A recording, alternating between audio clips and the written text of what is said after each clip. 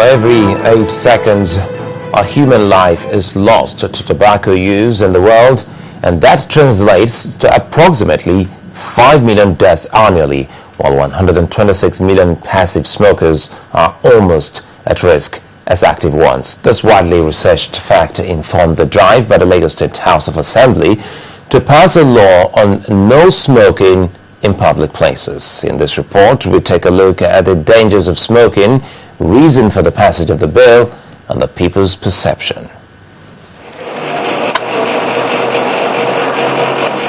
There is no smoke without fire, and there is a smoke and a fire on the streets of Lagos that would soon be put out if the supporters of the no smoking in public bill have their way. Of course, a lot has been said and written about the dangers of smoking and its potential harm to those in their vicinity, otherwise called the second-hand smokers. According to World Health Organization statistics, there are 1.1 billion smokers in the world today, and the number is expected to increase to 1.6 billion by the year 2025, which means more passive smokers affected. It is also estimated that trillions of filters filled with toxic chemicals from tobacco smoke make their way into our environment as discarded waste yearly, and some 126 million non-smokers are exposed to this second-hand smoke. But that is not all. Tobacco use is expected to claim 1 billion lives this century unless serious anti-smoking efforts are made on a global level. The fumes from tobacco is the one that injures the body, that injures the lung, that damages the heart, and damages the cells in the body that can lead to cancer or heart disease. But the smoke alone that goes into the individual that smokes is also given to the environment. And over the last 10 years now, researchers have now shown us that environmental smoke that originates from the tobacco itself is very dangerous. It is this concern that has informed the passion with which the bill is being pursued. The intent of the bill, which is almost becoming a law, is to legislate appropriately to save the lives of our people. So by not doing something about it, we are practically turning everybody into smokers.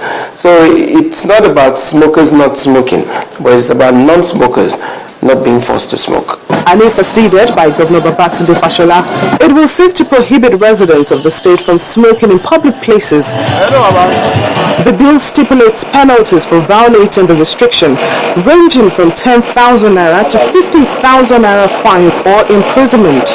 It also mandates owners of public places to place signs with the inscription "No smoking" or symbols as part of enlightenment for smokers and would-be violators of the law.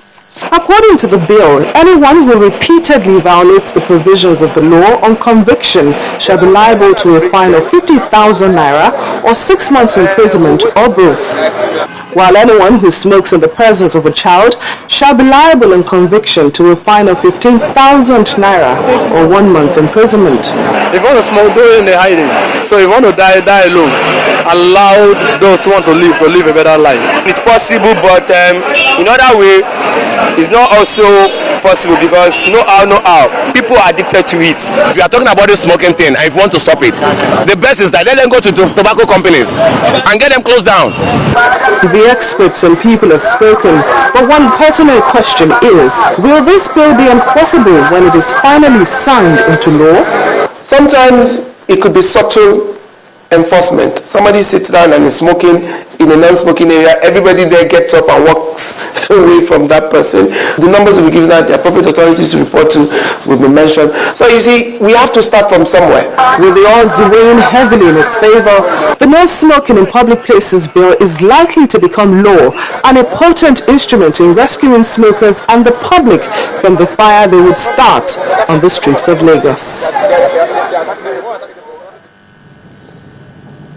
Well, still a bit of health news here. About 300 million people worldwide are estimated to be infected with hepatitis B virus, and Nigeria is not spared with an estimated prevalence of 10 to 15%. What really is viral hepatitis?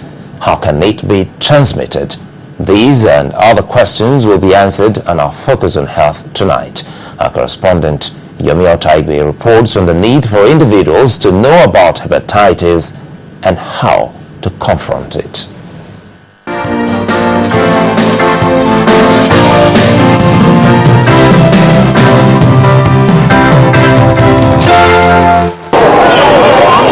As humans continue their quest for survival, so do elements that contend with their health. Aside from HIV, tuberculosis and malaria, which are widely known, viral hepatitis seem not to be getting much attention. The 5 viruses that cause infections of the liver spare no country in the world.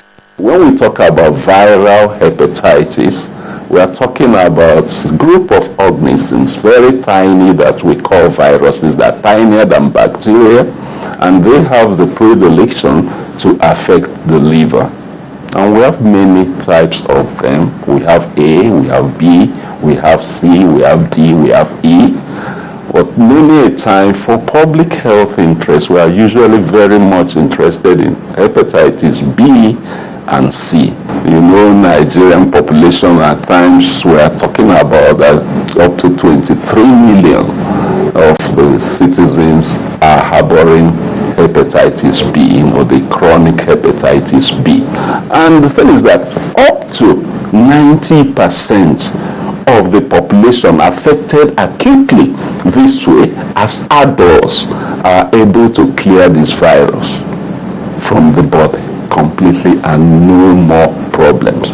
But a few, maybe from 5% thereabout, are unable to clear the virus. And the virus may now stay in the body and be lingering, stay hiding there in the liver, and maybe multiplying in the liver without apparent symptom. In Nigeria, viral hepatitis B and C, transmitted through the transfusion of infected blood from mother to child and also by sexual contact, are the most common. Using instruments, needles, syringes that are not sterile, people are sharing such things. People even maybe doing tattooing with infected needles, do that and do to other people. That can be transmitted. Then we have the young people, the toddlers and all that in household because of close interpersonal relationship. If, for example, let me use in a household, somebody, an adult has it and uses toothbrush, the gum may have wound.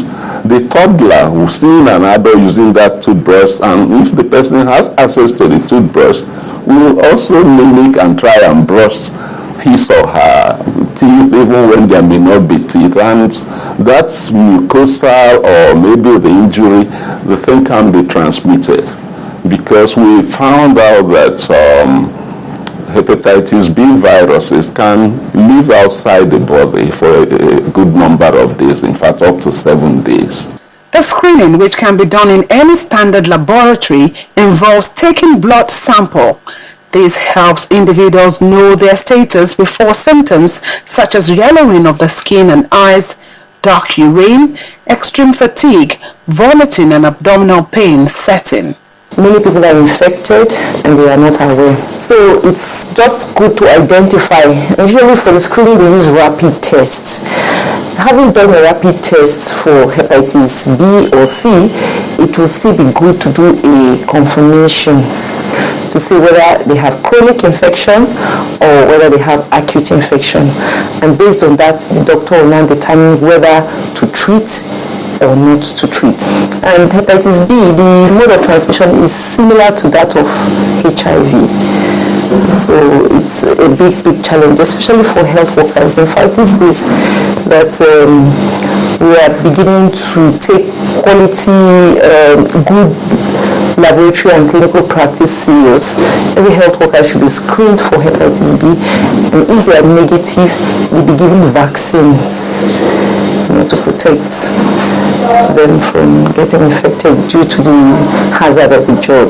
Immunization is one of the safest vaccines that can be given It can even be given to pregnant women, the vaccination, children, even newborn babies just born can be given hepatitis B vaccine, and it's safe. The fact that viral hepatitis causes no symptoms until irreversible damage has been done to the liver makes it imperative for everyone to know about this silent killer and get tested. Yomi Otaigbe reporting for Channels Television News.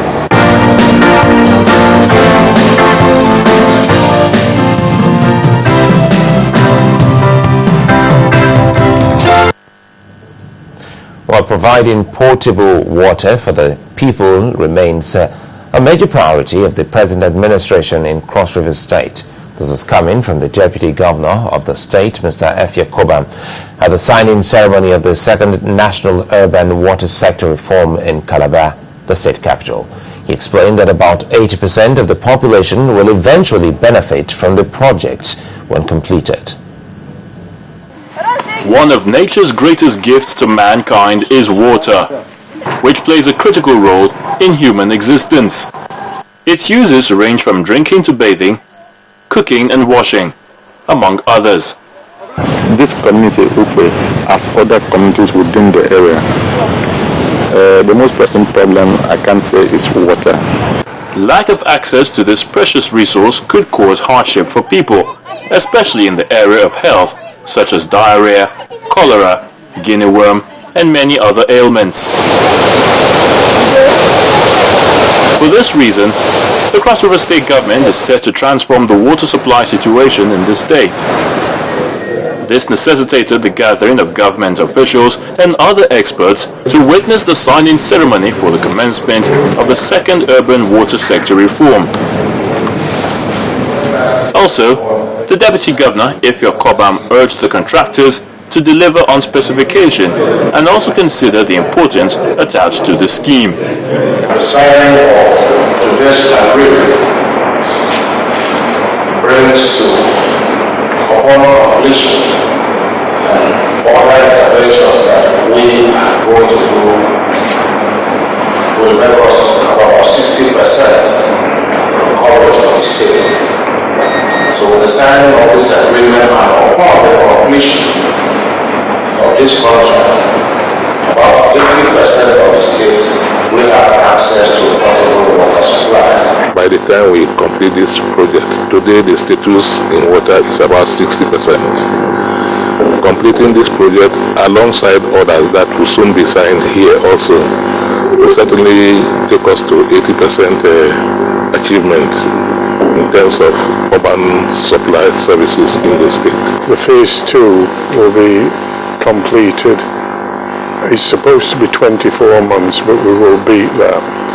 And I believe that we will actually do it within about 18 months.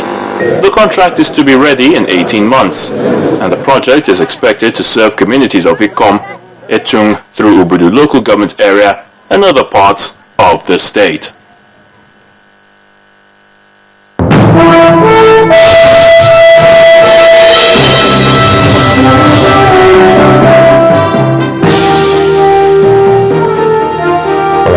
George has the day's business stories.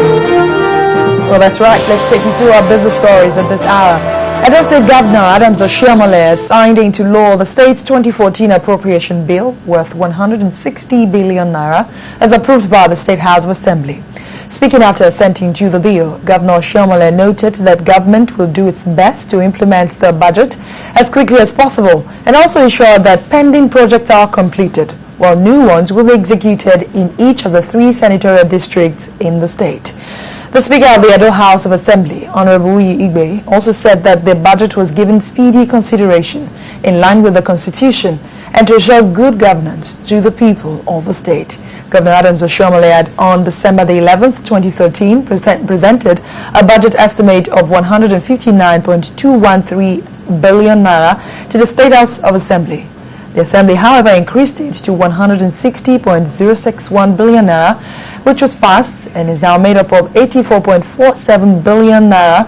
That's for capital expenditure, and for the recurrent is 75.587 billion naira. Trading activities at the Nigerian stock markets this week saw equities closing in appreciable posture. The all-share index grew by 0.4% to close at 41,917.55, while the market capitalization ended at 13.4 trillion naira. The financial services conglomerates and the oil and gas sectors were the foremost contributors to the index growth. The top three trades of the week came from Transcorp, First Bank Holdings and Zenith Bank PLC. On the Guinness chart, Trans Nationwide, which gained the highest, as Sustain and IHS PLC followed the appreciation trend. The decliners board was led by Learn Africa PLC, while Japol and IPWA lost some prizes. A total of 28,949 deals were recorded during the week, while 1.7 billion shares were traded for the value of 21.02 billion naira. And to company news now, where companies continue to post earnings at the Nigeria Stock Exchange as part of their post-listing requirements. And some of the companies include 7-Up Bottling Company and Chalarams PLC. For 7-Up, the authorities released its third quarter unaudited result for the period ended 29 December 2013, and revenue now stands at 54.9 million naira compared to 44.7 million naira recorded in the same period of 2012. Profit after tax stood at 3.9 million naira as against 1.3 million naira in the comparable period of 2012. Well, that's Business Stories this hour. The News at 10 continues in just a